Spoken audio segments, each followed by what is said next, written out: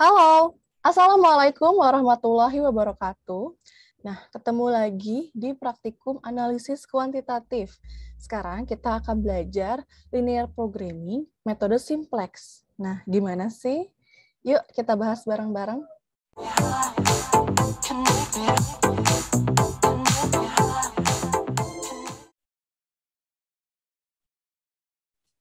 Nah, oke.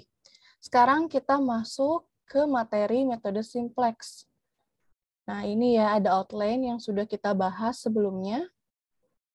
Dan ini juga sudah kita bahas apa sih formulasi masalah dari model programasi linear.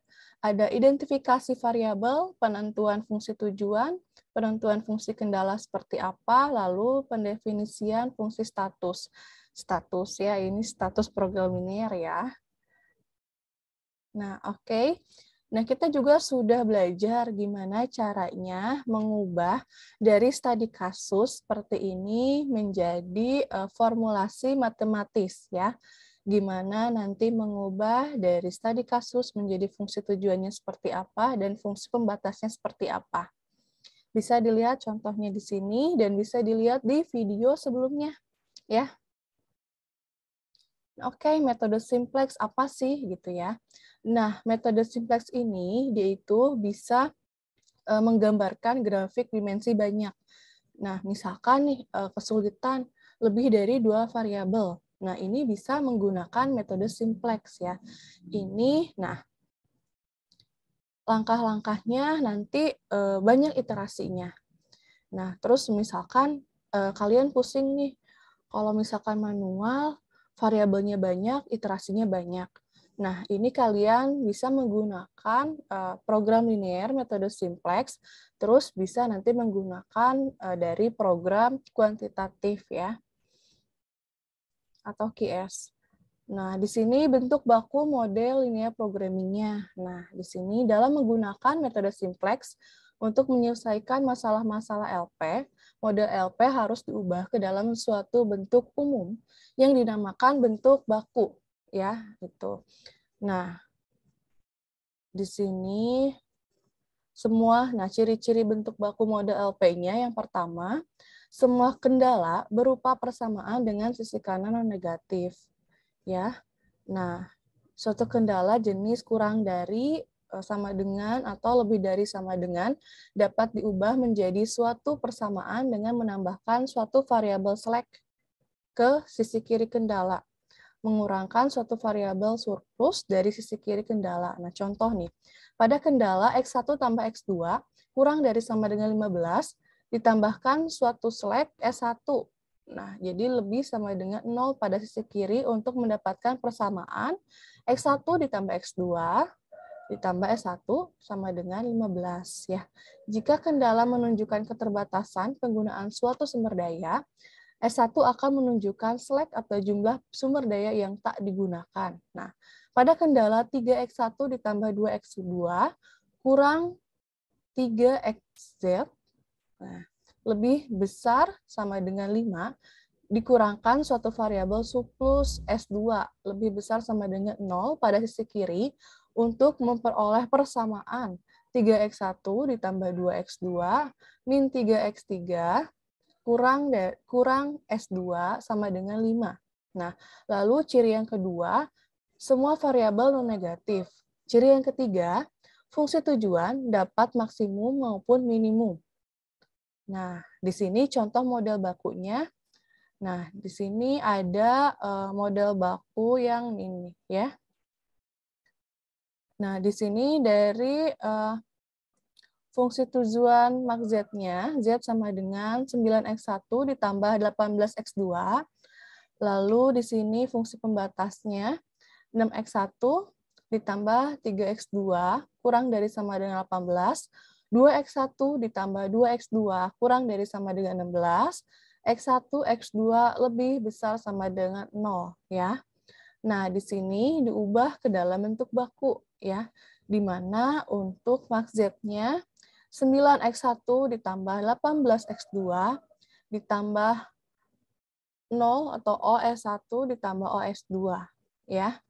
Nah, di sini kenapa S-nya ada 2? Karena di sini dilihat fungsi pembatasnya ada 2 ya. Jadi selek 1 ditambah selek 2. Ya, selek ya, bukan selek aku sama kamu selek, bukan ya. Lalu di sini untuk fungsi pembatasnya, sehingga 6x1 ditambah 3x2 ditambah selek 1 atau S1 sama dengan 18. 2x1 ditambah 2x2 ditambah, karena ini fungsi tujuan yang kedua, atau ini fungsi pembatas yang kedua, jadi selek 2 atau ditambah S2 sama dengan 16. Sehingga X1, X2, S1, S2 lebih besar sama dengan 0. Sampai sini sudah dimengerti? Ya. Baik, kita lanjut ke slide berikutnya. Nah, di sini pemecahan dengan metode simplex, di sini ada tahap-tahapnya. Yang pertama, tahap inisiasi, lalu yang kedua tahap iterasi, dan yang ketiga tahap uji optimalisasi.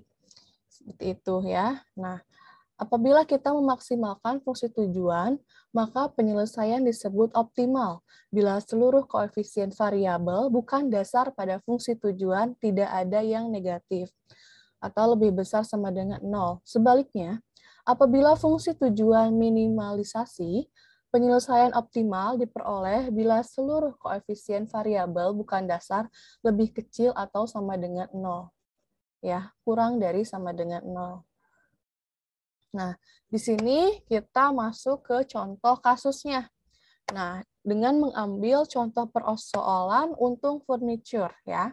Berikut langkah-langkah pemrograman linear dengan metode simplex. Nah, di sini ada fungsi tujuan di mana max z-nya sama dengan 200x1 ditambah 150x2 dengan pembatas 4x1 ditambah 2x2 kurang dari sama dengan 120. Lalu 2x1 ditambah 2x2 kurang dari sama dengan 100. Lalu fungsi pembatas yang ketiga, x1 ditambah 3x2 kurang dari sama dengan 90. x1, x2. Sehingga x1 dan x2-nya lebih besar sama dengan 0.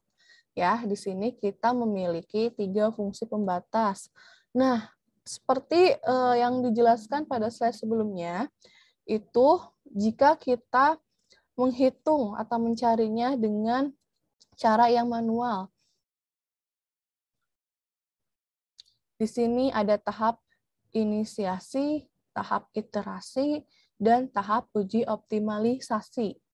Nah, yang pertama, setelah kita memiliki fungsi tujuannya dan fungsi pembatasnya, lalu masuk ke dalam tahap inisiasi ya.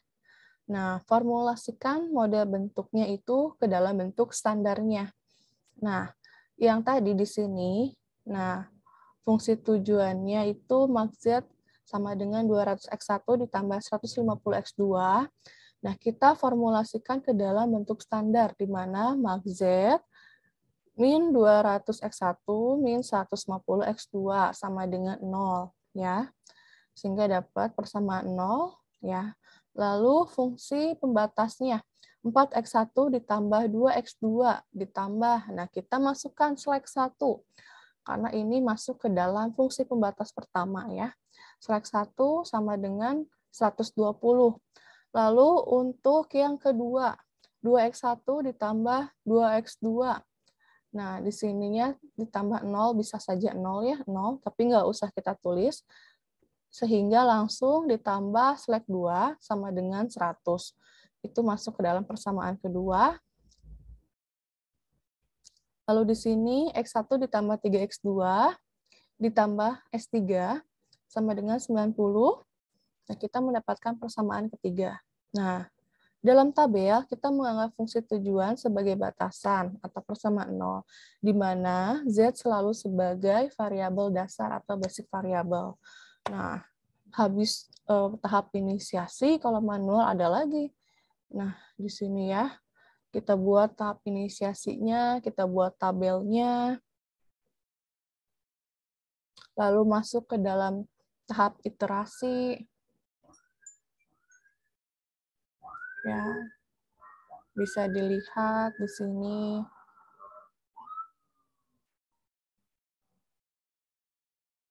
Untuk tahap iterasinya ya.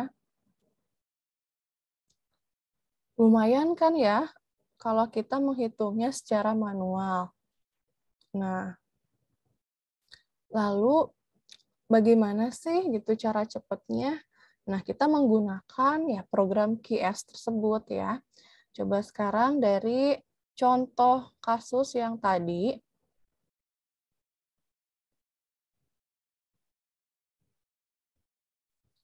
kita coba selesaikan menggunakan program QS ya.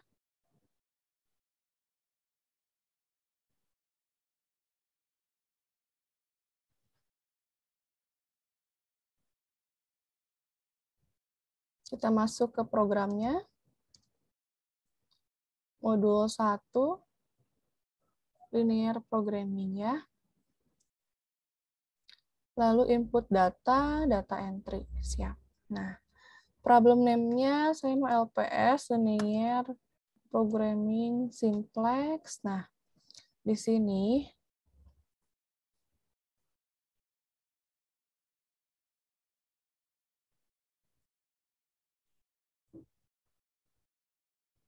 biar enak ya, kita sebelah-sebelahan contohnya dan program QS-nya. Nah,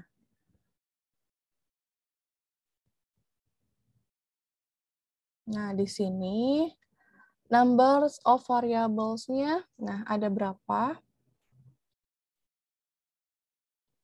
Nah, variables-nya di sini including slash atau artificial. Di sini ada 2. Lalu number of constraints-nya ada berapa di sini? Ada 3 ya.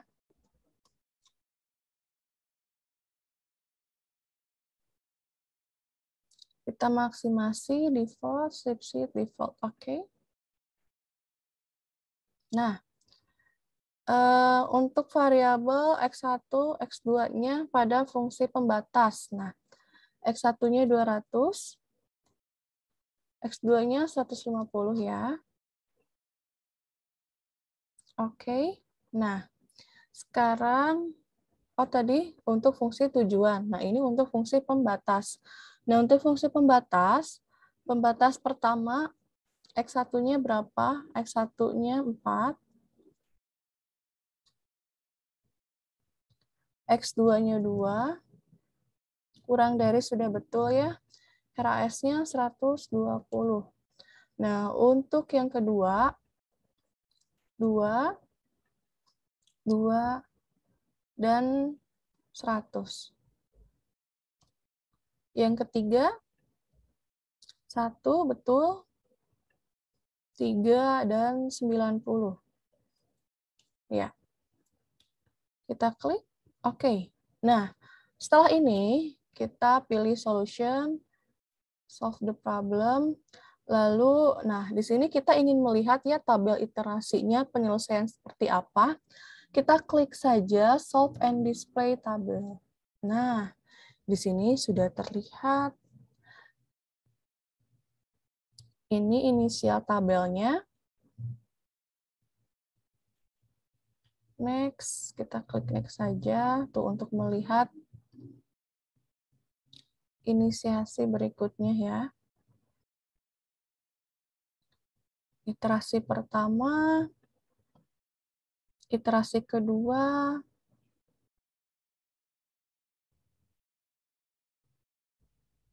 nah ini final tabelnya. Jadi total iterasinya ada 2 dari contoh kasus ini. Nah, di mana nilai optimal value-nya 7.200 ya. Nah, di sini kalian dari program QS, kalian dapat mengetahui secara langsung dan cepat bagaimana total tabel iterasinya ada berapa, lalu tiap iterasinya itu tabelnya seperti apa. Nah, jika kalian ingin melihat,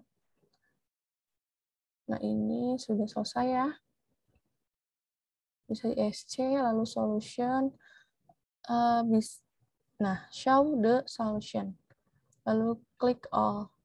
Nah, di sini bisa terlihat ya, di mana variabel X1 yang optimal adalah 18, lalu untuk X2-nya yang optimal adalah 24. Nah, sehingga nilai maksimasinya 7.200 dengan keseluruhan iterasi adalah 2, ya. Apakah perhitungan ini sama dengan perhitungan manualnya? Nah, boleh kita cek ya, kita buktikan. Nah, di sini.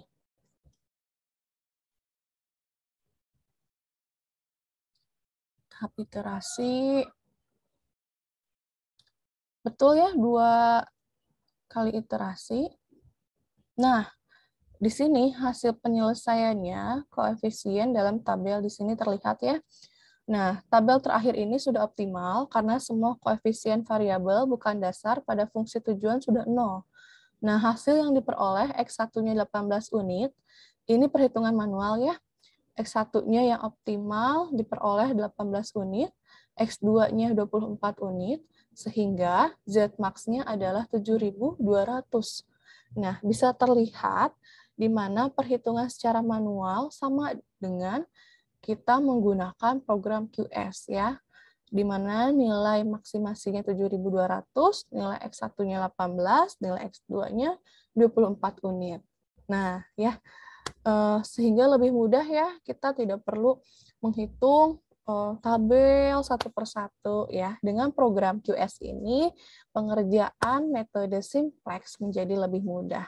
Nah, bisa diikuti ya teman-teman.